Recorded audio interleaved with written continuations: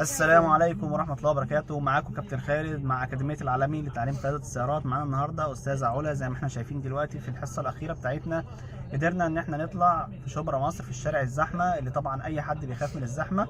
طبعا معانا أستاذة علا هتحب تقول الريفيو بتاعها. اتفضلي. هاي. لا بجد من غير مجاملة، هو كابتن خالد فوق الممتاز. وبجد انا كان عندي انا الشرقية العربية بقالي 5 شهور تقريبا. كان عندي رهبة جامدة جدا اصلا من اللي انا اطلع بيها عشان فلوسها وبتاع وكده. بس بجد امبارح خلاني صوت حوالي 3 ساعات، والنهارده كذلك الامر. وشارع شبرا ده ما كنتش بحب امشي فيه اصلا مع اني انا ساكنه فيه.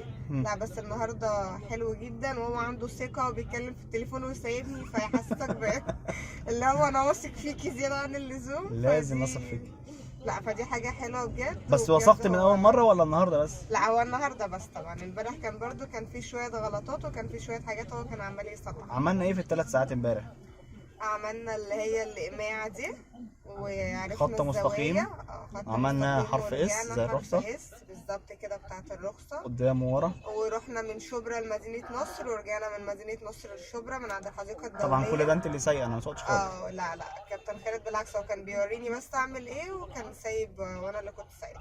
كنت انت نزلتي مع حد قبل كده في اكاديميه قبل كده، بس ما كانتش الاستفاده زي ما هنا بالظبط. طبعا نزلت طبعا، وكنت بنزل على عربياتهم في الاول برضه عشان ما دغدغش العربيه هنا وبتاع. بس لا ما حسيتش اللي هو في اي استفاده، وحسيت ان انا هي نفس المشكله. فمع الكابتن بالعكس انا حاسه اللي هو لا، انا ممكن بكره اروح عند مامتي عادي، مفيش اي مشكله بقى خلاص بالعربيه. رحنا النهارده مشينا في عبود صح كده؟ ورحنا النهارده عند بيت ماما برضو وفي الزحمه دي اللي انتوا شايفينها برضو. لا كان حاجه الصراحه مبهره. زي ما احنا شايفين اهو واقفين في عز الزحمه في شارع بتاع شبرا صح كده؟ مسرة. شارع مسرة. شارع مسرة. طبعا الشارع زحمه جدا، وطبعا ما شاء الله ثقه في النفس كويسه جدا. قدرت ان انا اعرف الغلطات اللي عندها واحدد واحده واحده عندها الغلطات ايه، وبدانا نتعامل معاها امبارح. خدنا امبارح 3 ساعات، فطبعا كان مستوى الكورس كان قوي جدا ودسم، فطبعا ده كان استفاده قويه جدا ليها.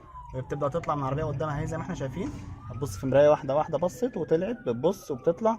طبعا ده كله عشان اتدربنا على المرايات صح، فبالتالي تقدر ان هي تتفادى صح وتعرف تغلط. مفيش غلطات خالص زي ما احنا شايفين، ما شاء الله ممتاز جدا. تقدر تطلع لوحدها من غير ما حد يقول لها اي حاجه. وتعلمنا طبعا الركنه النهارده اللي تحت بيتها. طبعا اتمنى لها الخير والتوفيق. وطبعا حابه تقولي حاجه تانية للاكاديميه او ميرسي قوي ليك بجد. وبجد يعني انا مبسوطه قوي فعلا ان انا اخترت الاكاديميه بتاعتكم بجد. كان في اهتمام من الاكاديميه وسالوكي وبعتوا لك كل حاجه؟ بالعكس امبارح بعتوا لي اول ما روحت وسالوني لو في حاجه قولي لنا بتاع، في اي مشاكل واجهتك الكلام ده. لا بالعكس اهتمام فوق الفظيع.